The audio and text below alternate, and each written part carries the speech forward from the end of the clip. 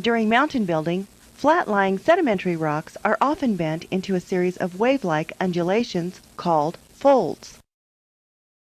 The two sides of a fold are called limbs. A line drawn along the points of maximum curvature is termed the axis of the fold. And the axial plane is an imaginary surface that divides a fold as symmetrically as possible. The two most common types of folds are called anticlines and synclines. Anticlines, which are commonly formed by upfolding or arching of rock layers, are often found in association with troughs or synclines. Depending on their orientation, these basic folds are described as symmetrical when the limbs on either side of the axial plane diverge at the same angle, and asymmetrical when they do not.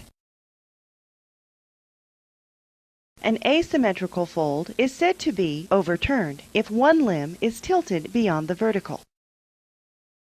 If an overturned fold lies on its side so that the axial plane is horizontal, it is called a recumbent fold. Folds do not continue forever. Rather, their ends die out, much like wrinkles in a tablecloth. These ends are said to plunge because their axis penetrates into the ground.